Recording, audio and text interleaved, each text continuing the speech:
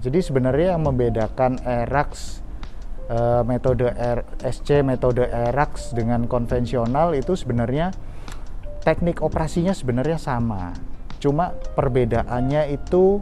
Hai Sobat HU, selamat datang di Healthier with Husada Utama. Kali ini kita sudah masuk ke episode ketiga. Nah, pada episode ketiga kali ini kita akan membahas mengenai IREX. Nah, IREX itu apa sih sebenarnya? Lagi hits banget kan ya, soalnya artis-artis di ibu kota juga banyak mempromosikan metode ini. Jadi sebenarnya IREX itu adalah singkatan dari Enhanced Recovery After Cesarean Surgery. Nah, karena cesarean surgery itu melibatkan berbagai bidang, jadi terutama di sini kita hari ini ada dua narasumber nih. Yang pertama ada Dr. Franciscus Iman Santoso SPOG.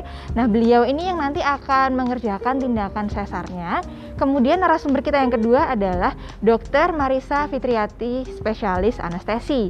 Nah, beliau ini dari segi nanti bagaimana kira-kira pembiusannya, kemudian recovery-nya setelah operasi sesar. Nah, ini beliau yang akan lebih berkompeten untuk menjawab pertanyaan-pertanyaan kita. Nah, langsung aja kita tanyakan di sini. Narasumber kita di sini sudah hadir, Dr. Franz. Halo. Selamat siang, dokter. Iya, Iya, terima kasih sudah bersedia hadir di acara Healthier with Husada Utama kali ini ya. Sama. Nah, ini kita sudah menerima banyak pertanyaan dari Sobat HU di Instagram, baik itu melalui comment box maupun komentar-komentar yang ada di post kita dan juga melalui DM. Nah, itu bisa dijawab ya, Dok ya? Bisa. Oke, siap. Kita lihat dulu pertanyaannya. Oke, pertanyaan pertama untuk Dr. Franz. Dari @nbs_surabaya.official. Dokter, persalinan ERAX itu apakah ada pembatasan maksimal berapa kali lahiran? Oke, kalau pertanyaannya adalah batasan berapa lahiran yang boleh dilakukan dengan ERAX, batasannya sama seperti operasi sesar konvensional pada umumnya, yaitu 3 atau 4 kali sesar. Karena dengan bertambahnya angka frekuensi sesar, tentu bertambah juga efek samping dari kehamilannya. Misalnya makin sering operasi 3 kali atau 4 kali, itu akan memperbesar resiko untuk terjadinya plasenta akreta. Plasenta akreta itu plasentanya yang implantasi atau nempelnya itu jauh ke dalam dari lapisan dinding rahim, sehingga itu mengakibatkan nanti perdarahan, kemudian sampai bisa diangkat juga rahimnya. Jadi itu bahayanya kalau sampai terlalu banyak operasi. Tapi biasanya sih kalau akhir-akhir ini zaman-zaman lagi sulit begini, biasanya memang pasien-pasien itu sudah membatasi sendiri ya untuk kehamilannya. Itu biasanya kalau saya di tempat praktek itu paling hanya 3 biasanya gitu. Udah secara otomatis dibatasi sendiri. Iya. Oke, jadi sebenarnya nggak ada perbedaan ya, Dok, dari segi ERAX maupun lahiran sesar yang biasa, ada batasan maksimal gitu, nggak ada perbedaan ya, Dok? Sama aja ya? Sama. Jadi sebenarnya yang membedakan ERAX metode SC metode ERAX dengan konvensional itu sebenarnya teknik operasinya sebenarnya sama. Cuma perbedaannya itu pada ERAX ini dia lebih disempurnakan lagi. Nah, kalau ERAX ini kalau boleh saya jelaskan sedikit, dia itu adalah suatu rangkaian kegiatan operasi yang bertujuan untuk mempercepat pemulihan operasinya. Nah, ada 3 komponen di sini, yaitu dari segi preoperasi, itu pasien itu sebelum operasi sudah disiapkan dulu, bahkan dari tahap antenatal care itu sudah disiapkan, dari kecukupan gizinya, kemudian diatur tekanan darahnya, dimonitor, ada anemia atau tidak. Nah, itu semua dioptimalisasi. Kemudian pada saat sebelum operasi itu pasien puasa. Kalau dulu sesar secara konvensional itu puasanya lebih lama. Kalau ERAX itu kita mempersingkat waktu puasa. Jadi 6 jam itu pasien itu dipuasakan, kemudian 2 jam itu masih boleh minum. Minumnya itu minum air manis. Ya boleh teh manis atau air dengan gula, air manis. Ya tujuannya itu tadi untuk mempersingkat lama puasa. dan juga untuk mencegah mual muntah nanti pasca operasi. Nah, itu dari sisi pre-op. Kemudian dari intraoperasinya itu dilakukan kolaborasi antara dokter obgyn, dokter kandungan dengan dokter anestesinya. Nah, dari segi dokter anestesi nanti akan dilakukan pembiusan setengah badan dengan spinal anestesi. Kemudian pemberian obatnya itu nanti dosisnya yang akan dikurangi. Tujuannya itu untuk mobilisasi pasien itu lebih dini. Gitu. Nah, dari sisi dokter kandungannya sendiri, operasinya itu diusahakan untuk less traumatik, yaitu meminimalisasi trauma. Gitu. Nah, kemudian dari masuk ke tahap pasca operasi, nah itu yang membutuhkan juga kolaborasi dari teman-teman perawat di ruangan ya. Karena pasien ini diusahakan 2 jam itu sudah bisa duduk ya. Nanti 6 jam itu diusahakan sudah berdiri. Atau nanti kalau berdiri sudah bisa, ya nanti bisa diharapkan untuk berjalan. Gitu. Jadi mobilisasinya diharapkan lebih cepat, pemulihan lebih cepat, sehingga pasien juga diharapkan bisa mengurus bayinya juga lebih cepat. Nanti keluarnya pasien dari rumah sakit, lama rawat inap itu juga bisa lebih singkat. Ya, seperti itu sebenarnya. Jadi lebih nyaman dari segi pasiennya ya, Dok? Dibanding dengan seksio sesar yang biasanya. Betul. Lama rawatnya juga lebih singkat. Kalau sesar secara konvensional itu rata-rata mungkin bisa 3 hari atau malah bahkan sampai 4 hari. Dengan ERAX ini bisa sekitar 1 bahkan 1-2 hari. Ya.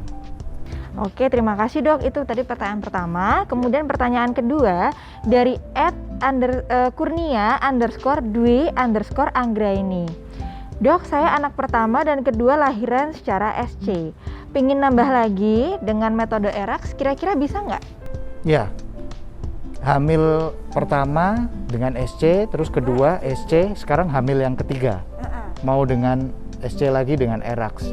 Ya, bisa selama kita lihat nanti persyaratannya ya, persiapannya, apakah pasien ini punya penyulit atau tidak dalam kehamilan. Karena kalau ada penyulit, misal seperti tekanan darah tinggi dalam kehamilan, atau preeklamsi, atau kencing manis dalam kehamilan, itu pasti nanti akan membutuhkan waktu yang lebih lama perawatannya, sehingga ERAX-nya sendiri itu nggak berjalan. Iya, sehingga kalau semuanya itu kondisi ibunya itu baik, tanpa ada penyulit, ya tentu saja bisa dilakukan ERAX. Oh, oke. Jadi kira-kira kalau misalnya seksio sesaria yang kondisi darurat karena mengancam nyawa, itu berarti kira-kira bisa nggak Dok pakai ERAX? Ya, mungkin tidak optimal, karena untuk melakukan secara optimal itu kan itu satu rangkaian yang tadi ada preoperasi, intraoperasi, postoperasi. Nah, mungkin kalau secara emergensi itu di bagian yang preoperasinya, puasanya itu yang tidak maksimal. Jadi yang tadinya tidak direncanakan untuk operasi, mungkin perencanaannya persalinan normal. Kemudian di tengah-tengah mungkin ada sesuatu, misalnya persalinan macet, emergensi harus operasi. Nah, puasanya ini yang tidak bisa terpenuhi. Tapi kalau faktor-faktor komponen yang intraoperasi maupun yang pasca operasi bisa dilakukan. Jadi mungkin tidak optimal, mungkin sekitar 80% bisa dilakukan ERAX. Oke. Sudah cukup jelas yang dijelaskan oleh Dr. Frans ya. Kemudian pertanyaan ketiga, wah ini banyak banget yang nanyain nih. @lilisuciati89, @velorenza, @gusenpra, dan @syahrul syafitri. Apa metode ERAX ini bisa ditanggung BPJS, Dok? Ya, seharusnya bisa ya. Kalau di Rumah Sakit Husada Utama ini kita juga mengerjakan dengan pasien-pasien BPJS itu dengan ERAX juga. Intinya kan kita ini ingin pasien itu segera pulih. Kalau bisa pasien itu lebih cepat pulih, lebih cepat pulang, kepuasan pasien juga bisa terjaga, pasti kita juga pengennya melaksanakan itu. Ya, jadi tapi balik lagi ya, kembali ke masing-masing rumah sakit, karena ini kan melibatkan dari berbagai bidang ya. ada bagian gizi, bagian anak, bagian anestesi, perawat-perawatnya pun semuanya harus disiapkan. Jadi kalau semuanya itu tim itu sudah terbentuk baik, saya rasa bisa dikerjakan.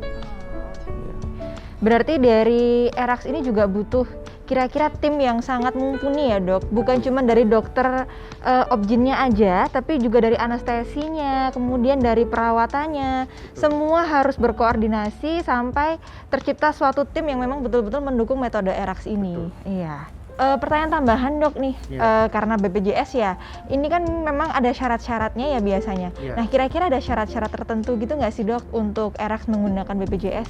Ada. Nah, jadi untuk menggunakan BPJS dengan metode ERAX ini memang harus melalui Vaskes 1 dulu. Jadi apabila ditemukan indikasi untuk dilakukannya operasi, nanti bisa meminta surat rujukan dari Vaskes 1, kemudian nanti dari Vaskes 1 itu akan ditujukan ke rumah sakit. Nah, setelah itu nanti akan kita lakukan pemeriksaan dari awal. Kalau memang ada indikasi untuk dilakukannya operasi, pasti nanti akan direncanakan untuk operasi terencana. Oke, jadi memang harus sesuai dengan indikasi medis ya? Betul ya dok? Oke. Kemudian dok, ini ada pertanyaan dari @aminrahma.26 dan @akikosuprapto. Apakah ada syarat-syarat tertentu untuk menggunakan metode ERAX dok?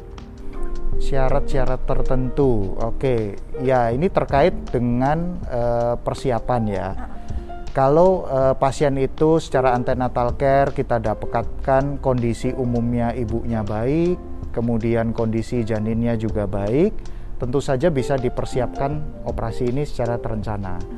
Tapi apabila ada kondisi-kondisi tertentu, misalnya seperti plasenta akreta atau misalnya tekanan darah tinggi, preeklamsi, atau diabetes yang tidak terkontrol, itu memang tidak disarankan untuk menggunakan metode operasi jenis ERAX ini. Jadi memang dari segi ibunya ya dok, terutama. Tapi kalau misalnya dari segi bayinya dok, misalnya kayak bayinya ada lilitan gitu, atau bayinya ada kegawatan gitu, nggak apa-apa ya dok? Berarti bisa ya, tetap bisa. Oke. Berarti ini sekaligus menjawab pertanyaan yang nomor berikutnya dok, @Krisgracia, apakah ada kontraindikasi ibu hamil yang tidak boleh SC dengan metode ERAX? Iya, sama. Sama ya dok, kira-kira itu tadi ya? Seperti itu. Oke. Kemudian dok, ini juga banyak ditanyakan orang-orang, apakah ada perbedaan biaya dok, kira-kira antara seksio sesaria yang biasa dengan SC metode ERAX? Iya. Seharusnya sih kalau dari segi biaya sih tidak jauh berbeda sebenarnya ya. Di sini pun kita mengerjakan itu tidak jauh berbeda dengan sesar-sesar yang sebelumnya. Karena sebenarnya ERAX ini kan hanya sebuah pengembangan penyempurnaan aja dari sesar yang sebelumnya. Teknik operasinya, sayatannya semua sama. Hanya bedanya di tadi itu persiapannya, ada puasanya kita lebih persingkat.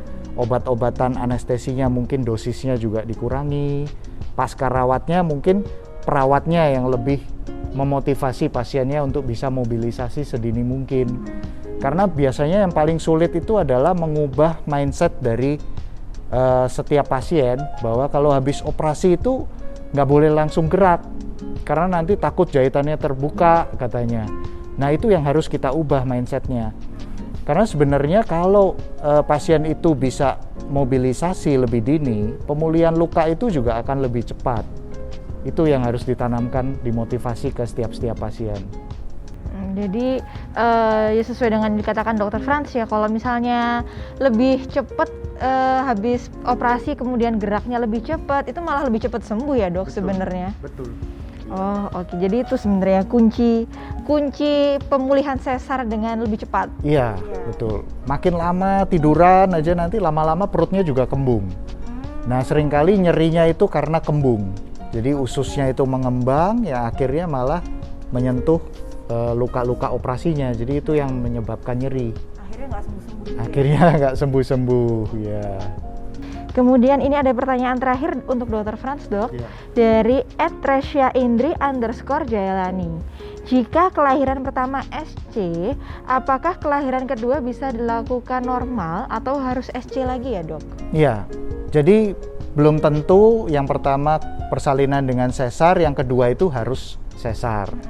Jadi ada yang namanya mungkin ibu-ibu hamil juga pernah dengar itu istilahnya VBAC. VBAC itu adalah vaginal birth after cesarean section. Nah, itu ada syarat-syaratnya. Kondisi-kondisi apa aja yang bisa dilakukan VBAC. Nah, salah satunya jarak operasi dengan kehamilan itu jaraknya itu tidak boleh terlalu dekat. Disarankan itu di atas 18 bulan. Kemudian nanti pada saat pemeriksaan diperiksa juga ketebalan dinding rahimnya itu harus memenuhi syarat, harus tebal. Kemudian posisi bayi juga itu harus yang ideal, yang bagus. Jadi harus kepala bayi harus berada di posisi bawah. Selain posisi itu tidak bisa. Jadi misalnya bayi dengan sungsang atau lintang tetap tidak bisa VBAC. Kemudian berat bayi juga diusahakan tidak boleh terlalu besar. Gitu. Ya, itu salah satu persyaratan yang harus.